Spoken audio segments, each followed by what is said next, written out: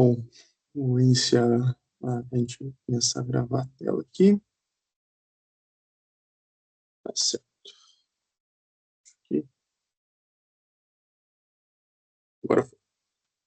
Pessoal, primeiramente, boa tarde. Ontem tive um probleminha técnico, não pude estar dando aula na terça-feira, mas a gente conseguiu reagendar para quarta-feira, tá bom?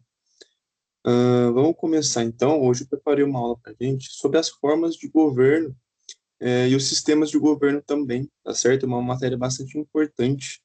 Vou falar melhor abrindo aqui, acho que eu não consigo mais ver vocês, mas espero que você consiga ver os slides, tá certo? Hoje, trabalhando nesse tema, né, ele é um tema bastante, eu diria até central dentro do direito constitucional e também do TGE, né? Ahn, Antes de qualquer coisa, eu queria que vocês guardassem é, uma distinção que vai acompanhar a gente durante a aula, né? Seria mais uma pergunta, né? Então, quem exerce esse poder, né? Então, como esse poder é exercido, né? Uma pergunta também é que a forma de governo, ela responde, né? Então, como assim? Que se tem um líder X, como ele deve exercer esse poder, né? A gente vai estudar isso bastante durante a aula. E essa diferença, ela parece simples, mas ela evita muita confusão, inclusive em provas, viu, pessoal? Ahn, e quando a gente fala em organização do Estado, estamos falando da estrutura do poder político, ou seja, quem manda, como manda, e e quais são os limites desse poder, tá certo? Então, aqui já entra uma ideia bastante importante. O poder político, ele nunca é neutro. Ele sempre está estruturado de alguma forma, né? Então, opa, já vamos começar então. Então, hoje a gente vai entender também, pessoal, quem governa, como governa e quais são as suas consequências disso na prática, tá certo? Bom, aqui no slide, a gente consegue ver que historicamente a classificação das formas de governo vem desde a filosofia clássica, tá certo? Mas um autor que simplificou isso de forma muito eficiente, na verdade, foi Maquiavel.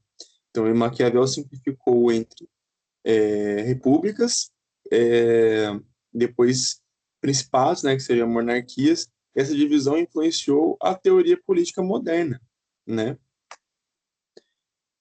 Ficou um pouquinho estranho aqui por causa do formato do slide quando eu fui transcrever para PDF, tá certo? Mas eu vou tentar arrumar e mandar para vocês, certo? Então, além disso, exige a classificação tradicional, né, que é baseada no número de governantes. Então, a monarquia ela governa o governo de um só, né? Monarquia, então a gente já imagina um rei, né? Que esse rei ele que manda e pronto. A aristocracia, né, que é o governo de poucos, dos poucos, né, e a democracia, que é o governo de muitos. Né, mas aqui eu quero que vocês entendam e prestem bastante atenção. Hoje, no direito constitucional moderno, a divisão, ela, a divisão relevante, no caso, é basicamente entre a monarquia e a república, tá certo? Tanto que eu coloquei aqui para vocês. Bom, e por que o foco deixou de ser ele deixou de ser só quantos governam e passou a ser da legitimidade ou da origem do poder, tá certo?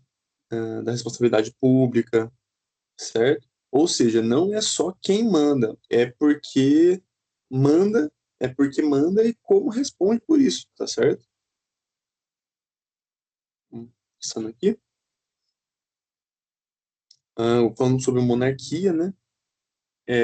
Agora, entrando nesse parâmetro da monarquia, A monarquia ela é uma característica, ela é caracterizada em três elementos principais, né? O poder unipessoal, como eu falei para vocês, ahn, a, vita, a vitalicidade, e a possibilidade de hereditariedade, tá certo? Ou seja, o poder fica concentrado em uma única pessoa, que governa por toda a sua vida e normalmente transmite o seu poder por sucessões familiares, né? É, geralmente, quando tinha que ser, né, se era o rei, tinha que só dava para passar o, o poder, né, para um outro homem, né? E existem dois tipos de, quer dizer, nem toda monarquia ela é igual. Então a gente tem dois tipos de monarquia: a monarquia absolutista e a monarquia constitucional. A monarquia absolutista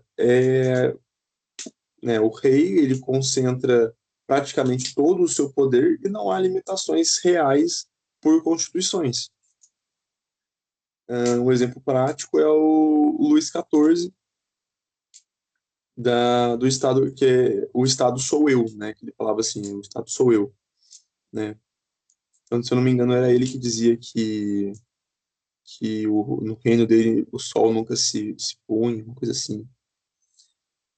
E depois tem a monarquia constitucional, né? Que aqui o poder ele do monarca ele é limitado por normas, né? Então pode ser monista, né? Ou seja, pura. Então o rei ainda exerce poder relevante, ou dualista, né? Que é mais parlamentar. O rei ele é um mais simbólico. A gente consegue ver isso na Inglaterra, né? Ou na maioria dos lugares que ainda existem reinados, certo?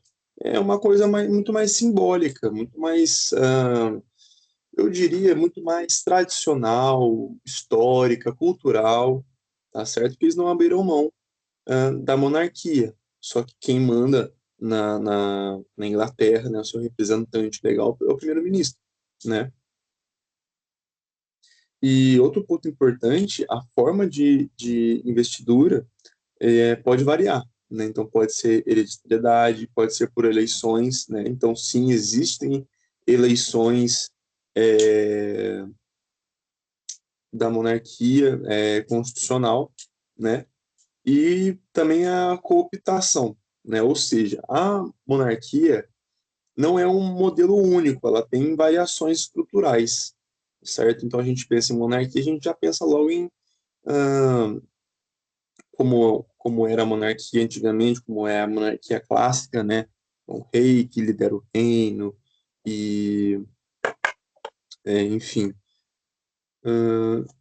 tá certo? Então essa parte das monarquias, a gente conseguiu entender aqui que tem dois tipos de monarquia: absolutista e constitucional. Absolutista né, é o rei soberano.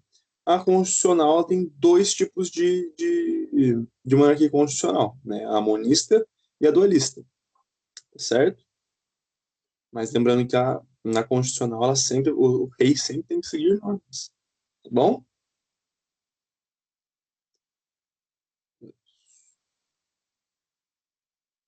Tô com uma dúvida se, gente, vocês estão me ouvindo.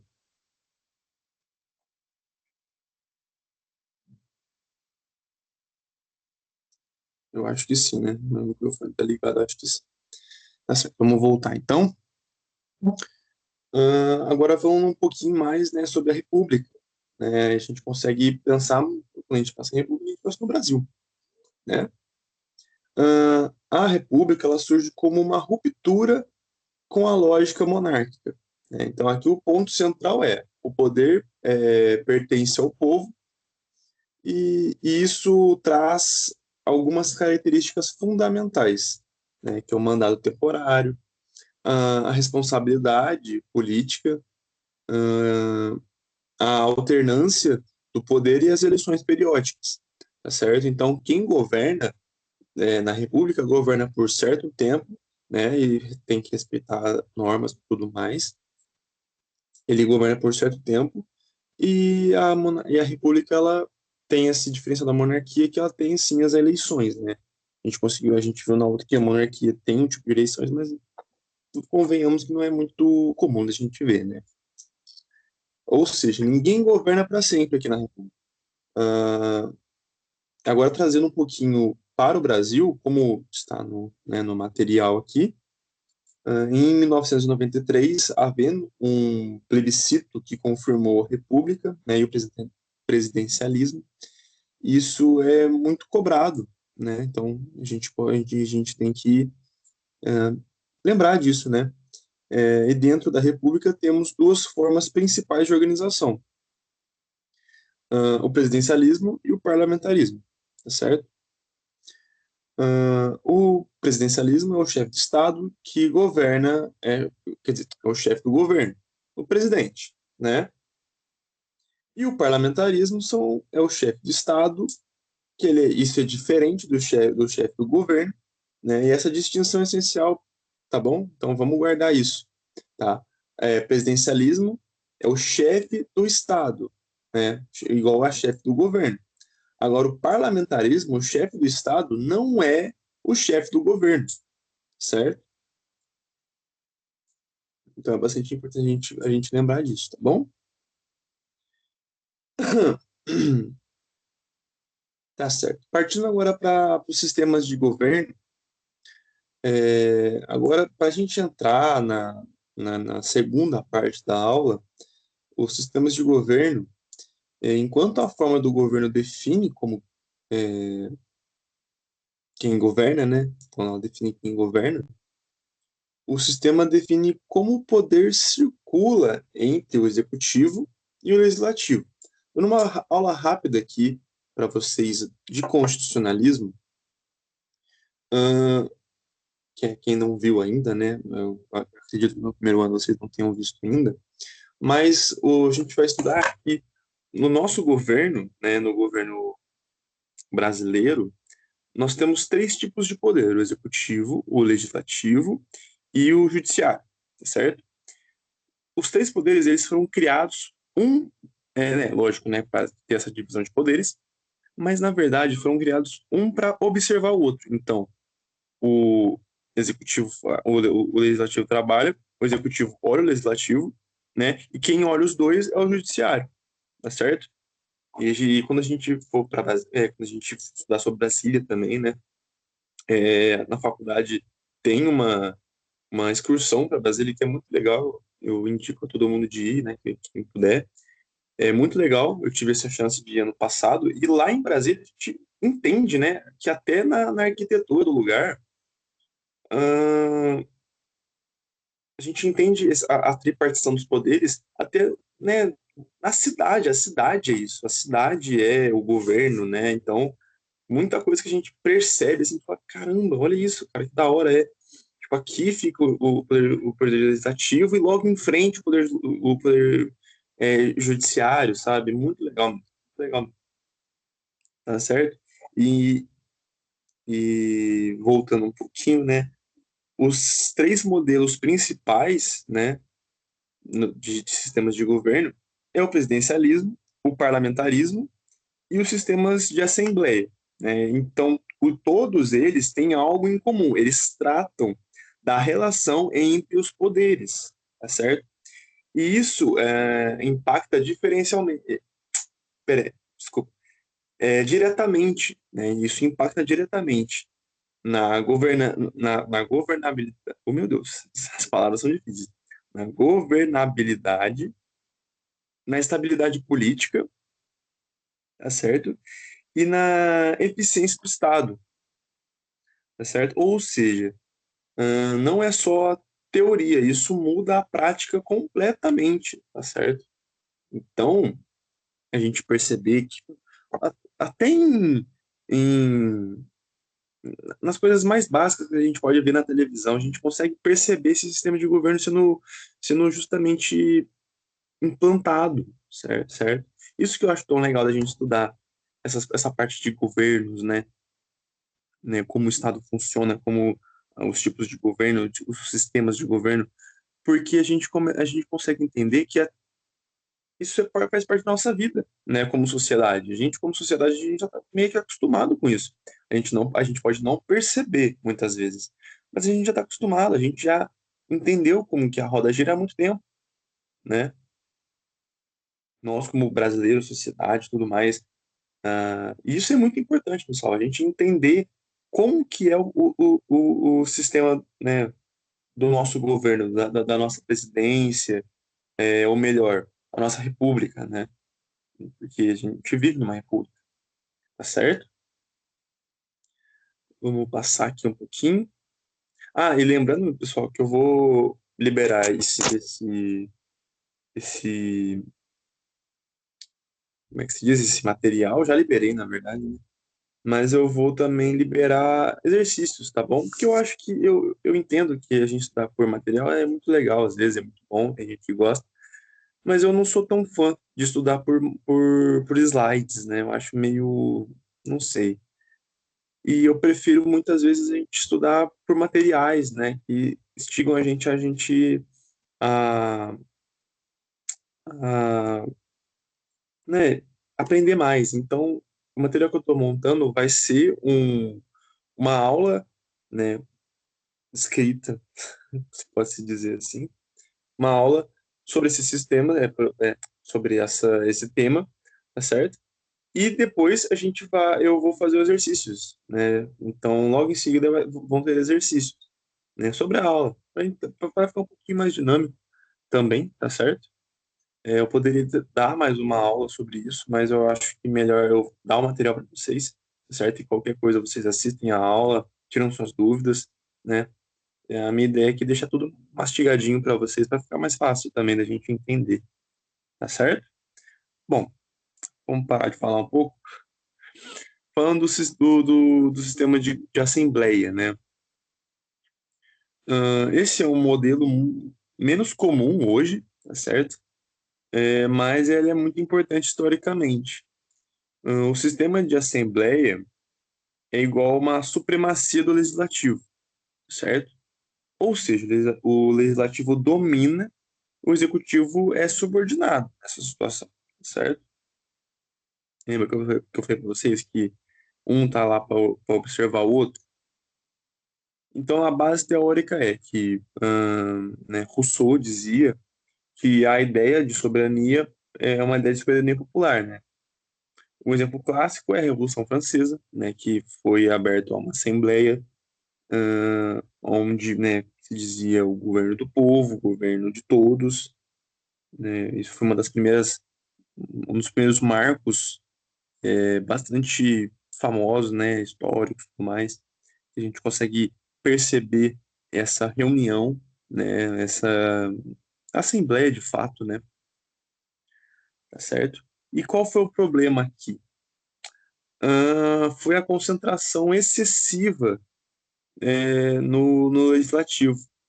Ou seja, sai de uma concentração no executivo e vai para uma outra forma de concentração. Vocês conseguem entender? Isso mostra que o equilíbrio entre poderes ele é essencial, né? Por isso existe a tripartição dos poderes. Os poderes são divididos em três partes, para que não exceda ah, esse tipo de poder, porque toda a sociedade precisa seguir as normas, né? E não é justo nem correto um poder ser mais soberano que o outro, né? Ambos têm que trabalhar cooperativamente para que a sociedade consiga andar adiante, né? Consiga assim evoluir, consiga assim manter-se, né? Viva e justa, principalmente, tá certo? Só um minutinho.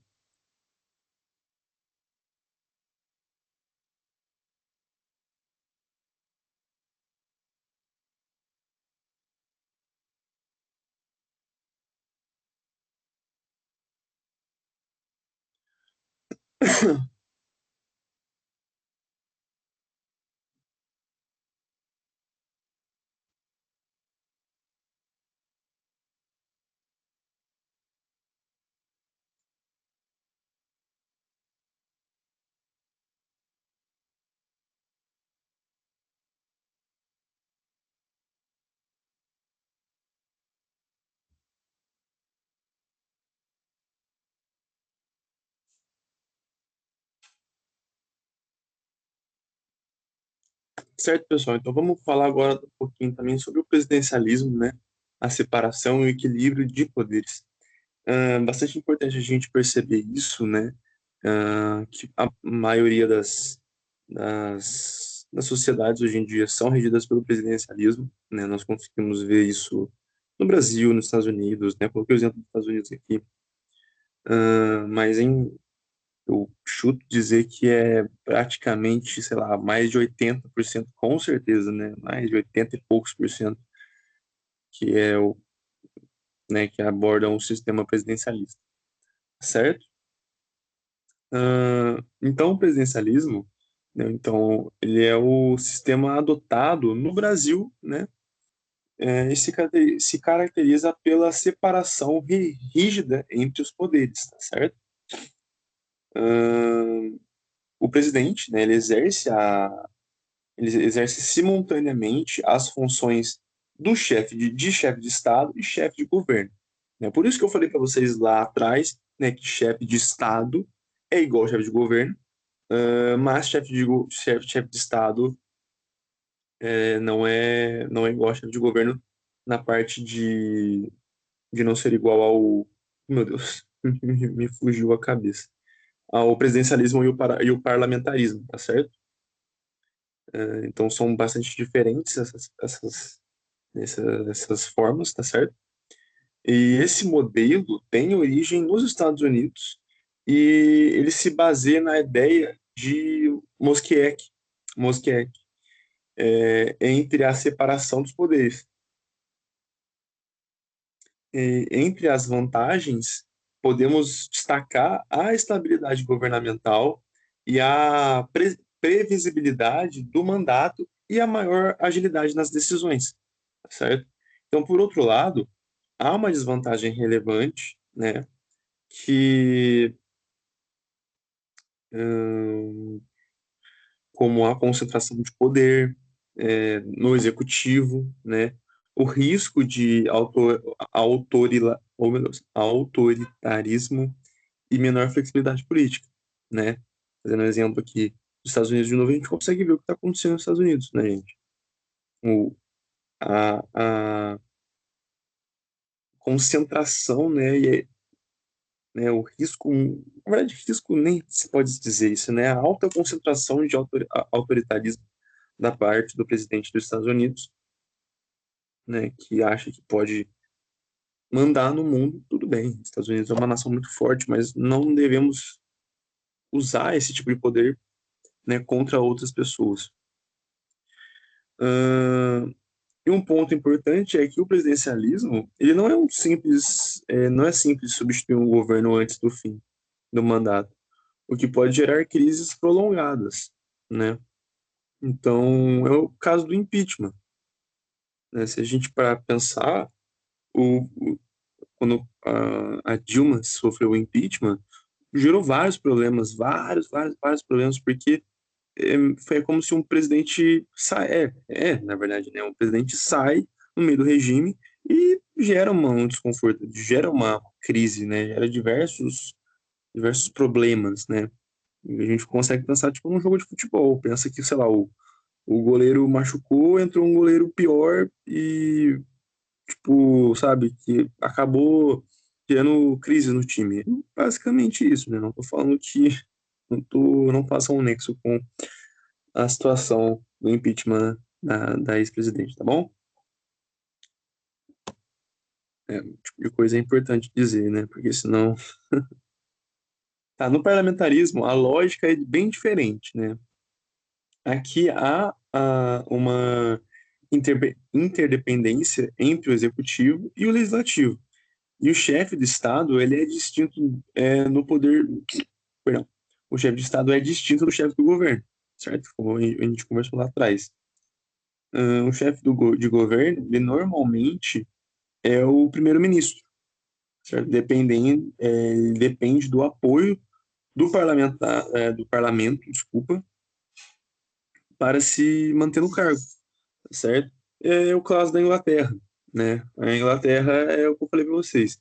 Por mais que tenha monarquia lá, eles são mais um simbolismo cultural, pode-se dizer assim, né? Quem manda no governo de fato no país de fato é o primeiro-ministro, mas ele depende, né, do parlamento, certo? Hum, hum, tá. O principal mecanismo do controle é a moção de confiança e desconfiança, certo? E isso permite que o governo seja substituído sem necessidade de ruptura, de ruptura institucional.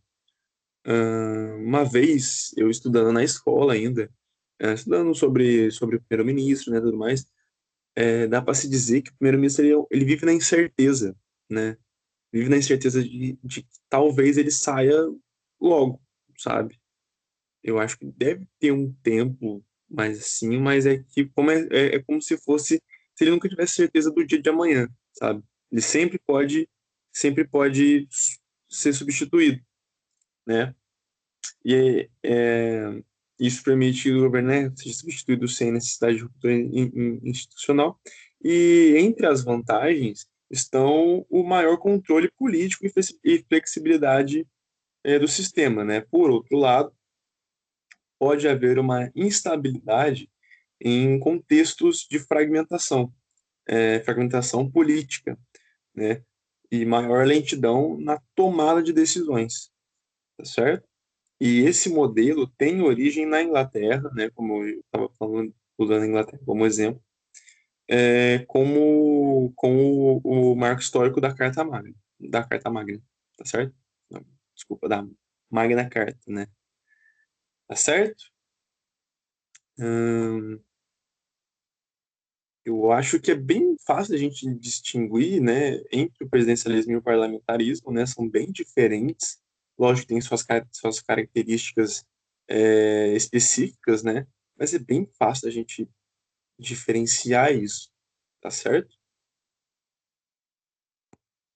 Opa, aqui. Vamos falar um pouquinho, a gente já está quase acabando já, falar um pouquinho sobre o poder moderador, tá certo? Um ponto muito importante na história constitucional brasileira é o chamado poder moderador. Ele foi previsto na Constituição de 1824, tá certo? E durante o período imperial, ele era considerado um quarto poder, né, acima dos demais. Então, ele foi inspirado em uma ideia de Benjamin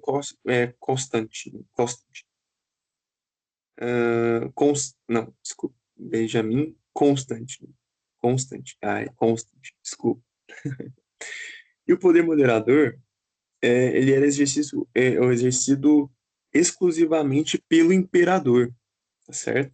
E na prática ele permite que ele intervise é, diretamente na política, certo?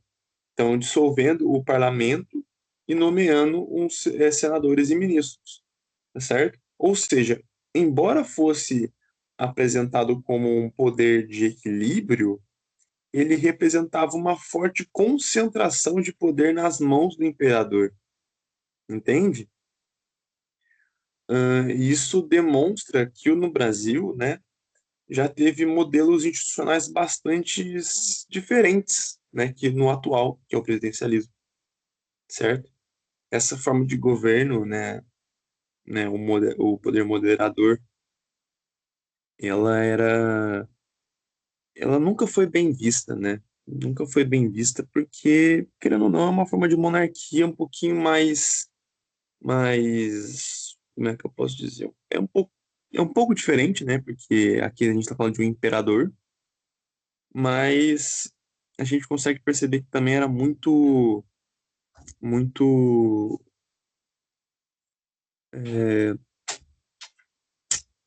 desconcentrada não, descentrada, na verdade, dos três poderes, né? Tanto que abriu um quarto poder, né?